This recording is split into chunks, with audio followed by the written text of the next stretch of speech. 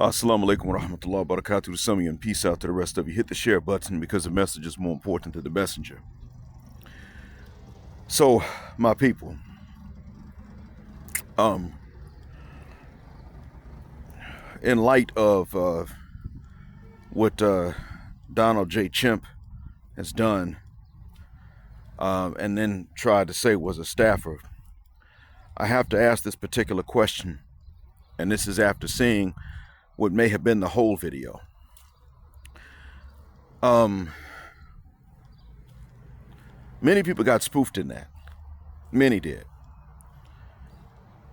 Donald J. Trump was superimposed on the head of a lion, but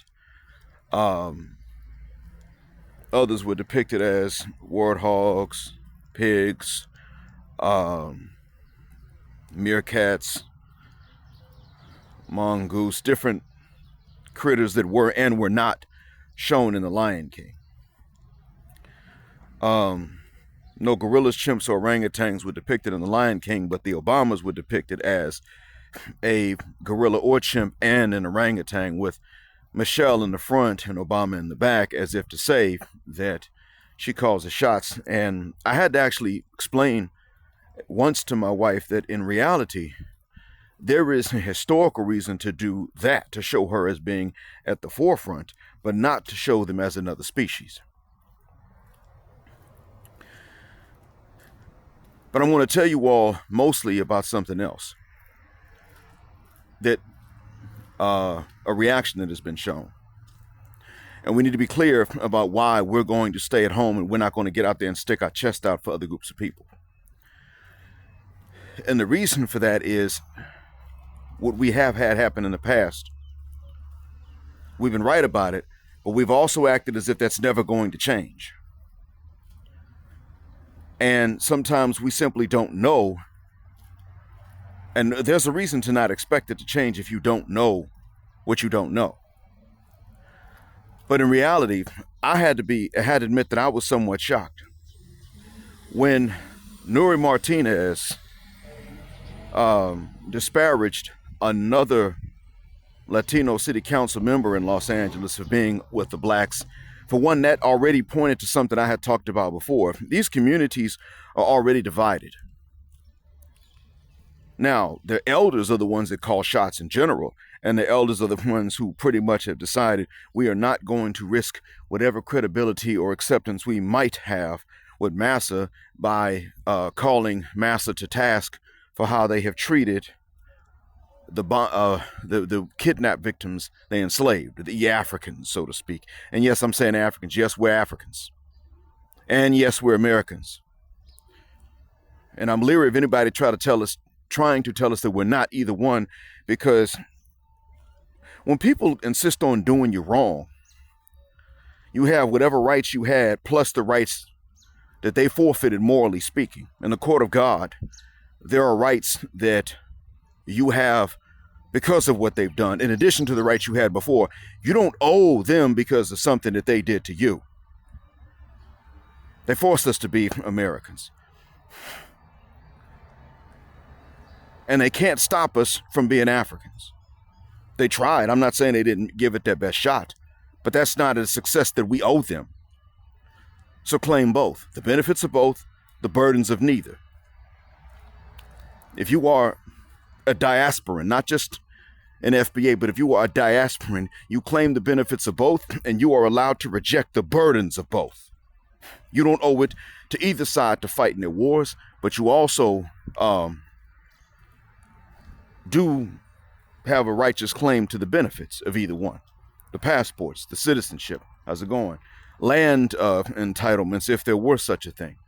And I can't really sit up and say that there's been a hell of a lot of benefit to either one. But whatever it is yours. This is to be fair. This is to be historically accurate if you're going to bring morality into it.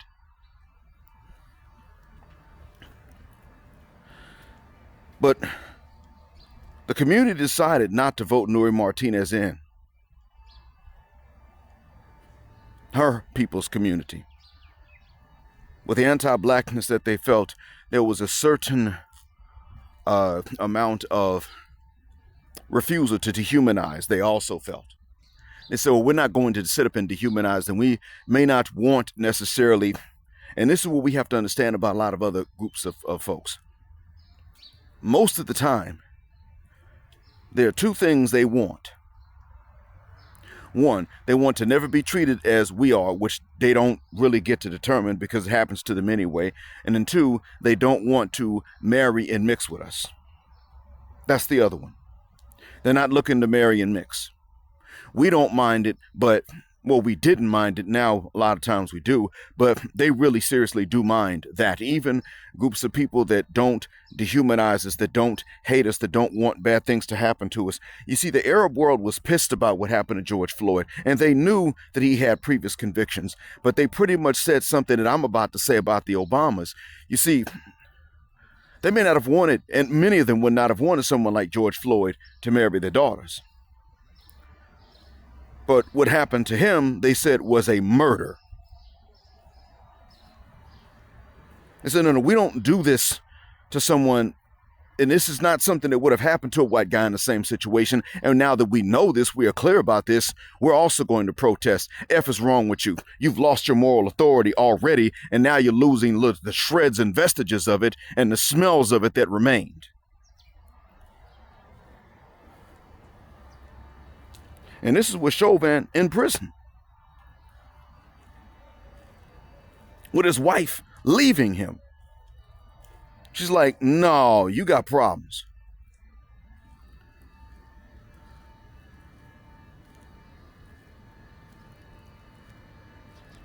The Arab world pretty much said this is some dehumanizing stuff, and this type of thing is not okay. We may not want to marry you. Not only because of Floyd's criminal record, but we generally would not want to marry any of you because of your blood. But we don't see you as subhuman. You don't deserve necessarily this. So the question is where they draw the line. And frankly, where they draw the line is where some of the most militant of us have begun to draw the line. Yeah, we don't want to marry or mix with you either. Is there not a certain group of us saying stuff like this? I done set up and said, even though I'm definitely of a racial admixture, I've set up and I have said, no, we don't want to marry you because of your ideas about black folks. I've said this to different groups. I've told you leave those northern Indian women alone, which make up the majority of Indian women. I've told you leave them be. They got a problem with black folks. And my daughters are not allowed. My daughters as Muslim women have permission to marry a good Muslim man. Yeah, that origin is out. And what's the reason? Because what about the in-laws?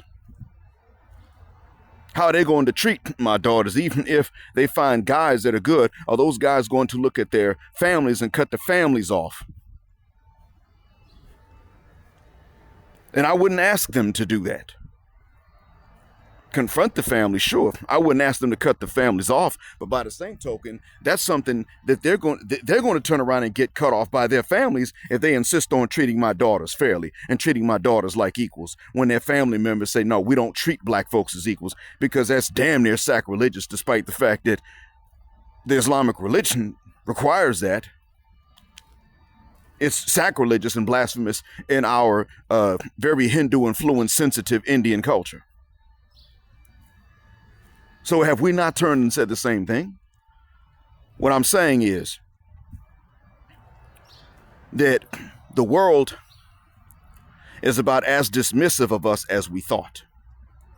The world is about as paranoid of black cooperation and of becoming darker as what we think that it is. But the world, and I'm not talking about the white world, I'm talking about the world, is also less hateful and less dehumanizing of us than what we tend to think. We still need to sit at home, because what we have to say to these communities in a nutshell is, we see that there is a division amongst you. And it is time that the righteous amongst you who believe in our equality overcome that psychological dependence and deference and respect you have for the ones who see us as unequals. That is the message that we need to send to other folks. You want an alliance.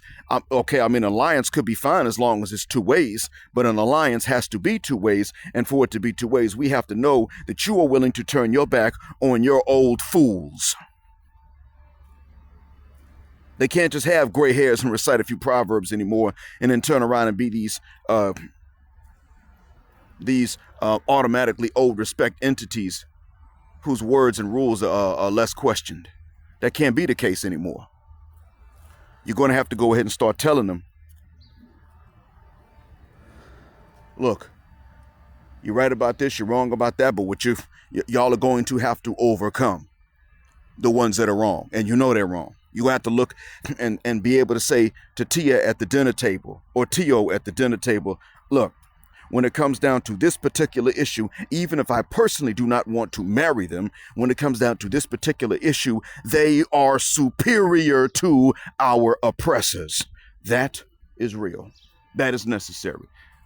And until we have to say to these communities that until they come to this realization, there is no alliance. You're going to have to understand that the acceptance of the greater society is something that is a bad sign if you get it. Just like it's a bad sign if we get it. Why the hell would they accept us if they never can? If they've shown they cannot, then why the hell would they? What are we selling? What morality and what moral principle are we betraying if they're willing to turn around and accept us? And there is no moral principle we could turn around and betray that would make their acceptance permanent anyway. We know we fought in their wars. We fought people that weren't necessarily our friends or our enemies, turned around and fought them anyway for our actual worst enemy, and then we had to turn around and fight non-militarily just to get some basic rights.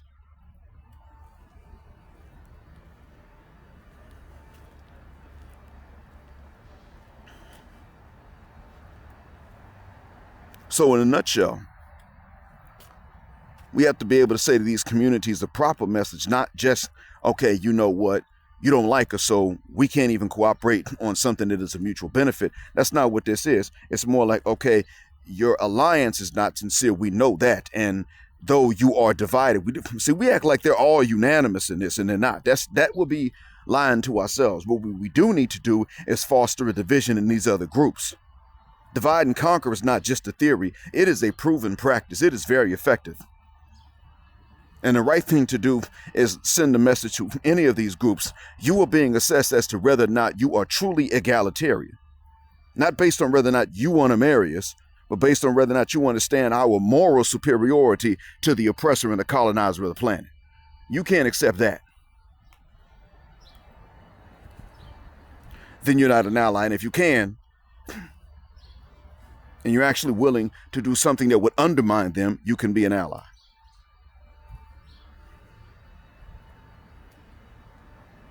That's the way that works.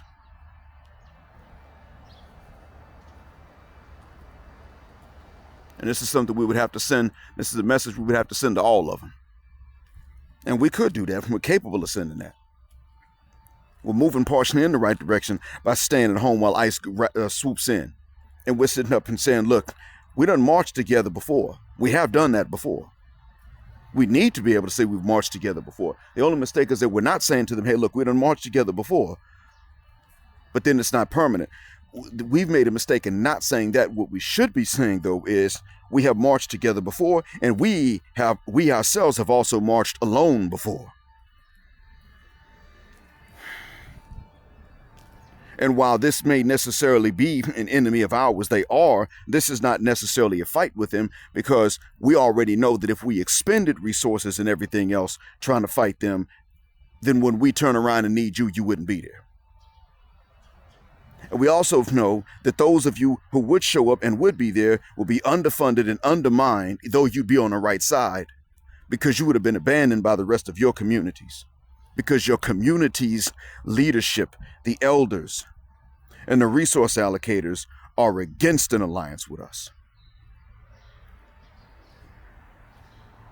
Tijerina in Los Angeles, the integrationist that Dennis Sperling pretty much has made infamous.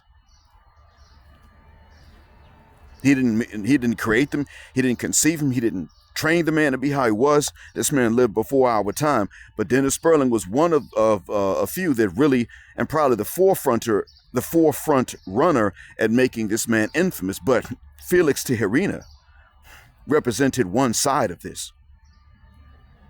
He was, middle-aged, more conservative. The youth in the following decade were like, no, you can kiss our rears with that. The youth later on said, whether we want to marry them or not, this is what we do not want. We do not want to turn around and try to beg for acceptance from somebody that's beating both of us over the heads. How's it going, sir? Good morning. And this was the right thing to say. This was the right thing to say for those youth. And I'm going to say this about the Obamas. The Obamas are not my champions. They're not my heroes. They never were. You can't be, politically speaking, black enough and win an office in a system like that. Not possible.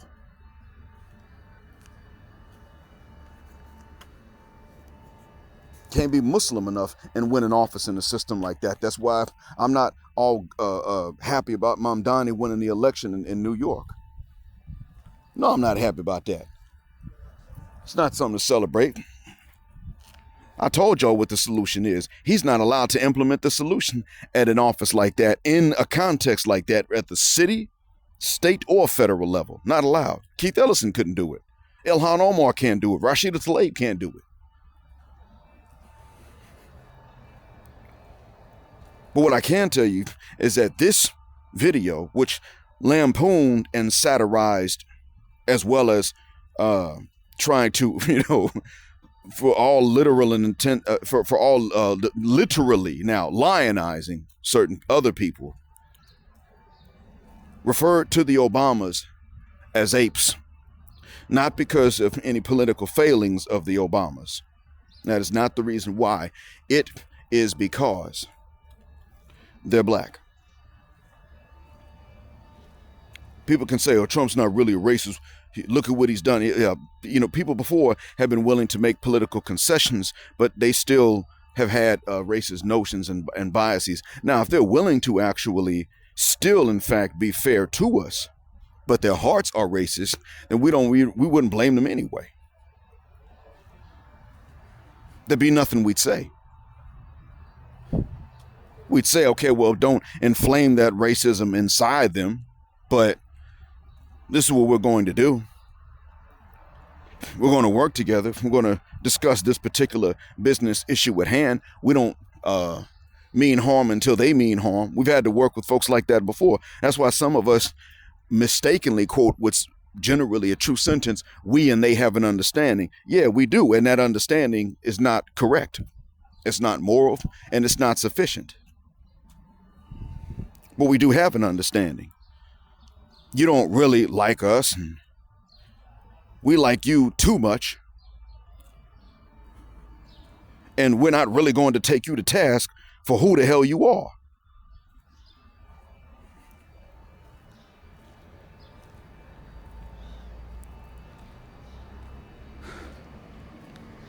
But everything, all that lampooning of the Obamas was because they're black.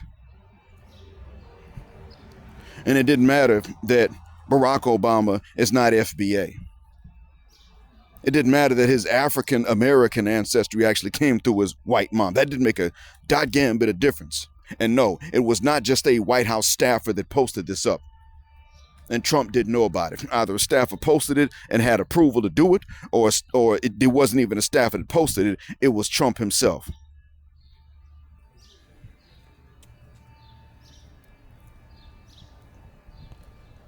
That's what it is. Stephen A. Smith is right about that. It was Trump. It was approved. I'm not saying he's not busy, but this was done with approval. And as a matter of fact, many of you don't know this, but the Arab world, while not necessarily being completely outraged because they've also been desensitized, the Arab world is still ticked, disappointed, and has a negative view of Trump because he's not even willing to say, damn, I'm sorry, I didn't even give approval for this. Like he sat up and said, I refuse to even say I've done anything wrong. They're looking at him like, well, damn, bro, what the F is wrong with you? Yes, the Arab world that doesn't want to become darker, even though its women are starting to look at black men now. Yes, that Arab world. Same one that has given rise to communities in the United States that have been piss poor allies, and they have been. Same Arab world is looking at Trump like, you piece of you shisa pit. You calling people animals? Oh, but you the lion. And they're gonna turn around and call black folks monkeys after the way your people talk about them before? After the way y'all been doing that?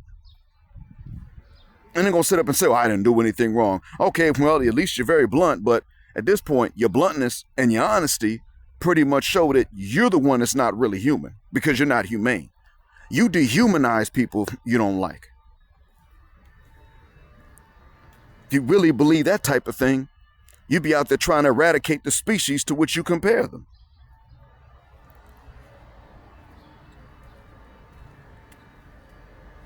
Yeah, he's getting a negative reaction from people that are not allies.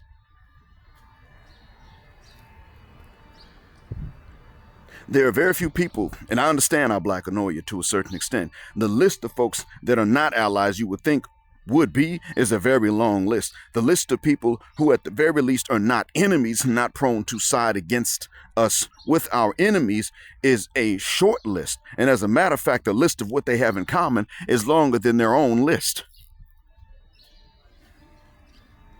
And even now, white supremacist ideology is radicalizing youth, and of all places is radicalizing youth in Indonesia. Ain't a white country, they don't call themselves that. How the hell is white supremacy radicalizing youth in Indonesia? F is that about?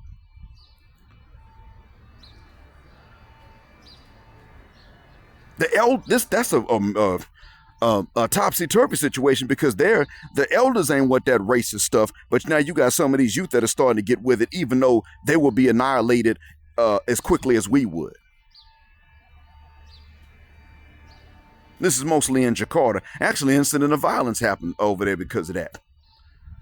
They were like, yeah, we used to sit up here and watch out for religiously inspired terrorism, but now this is something else. Yeah. Because frankly, much of the population of Indonesia in which the Bandung Conference was held was off of the list of potential enemies or a bunch of sellouts, and on the list of either neutral or allies. So some of that Blackanoia, some to a certain extent, is warranted. It's not completely made up. See, I've always said that the correction that needs to be made to our Blackanoia is not it is not the reaction at all. It is the extent that makes it an overreaction that we need to correct. Blackanoia is real. It's actually provoked. It's just that we've turned and overreacted in our extremities of it. Assalamu alaikum, sir. Shalom. And therefore, we have to turn around and start doing something we hate to do, which is to fine-tune and finesse and pay attention to a level of detail that we generally have hated to pay attention to for long stretches of time, because we've been influenced by this anti-intellectualism of our real true enemy. And I hope that what I've said is a benefit.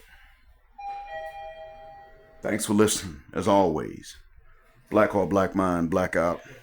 Assalamu alaikum, and black heterosexual non-select male power just because they don't like it, and black patriarchy until extinction of Judgment Day.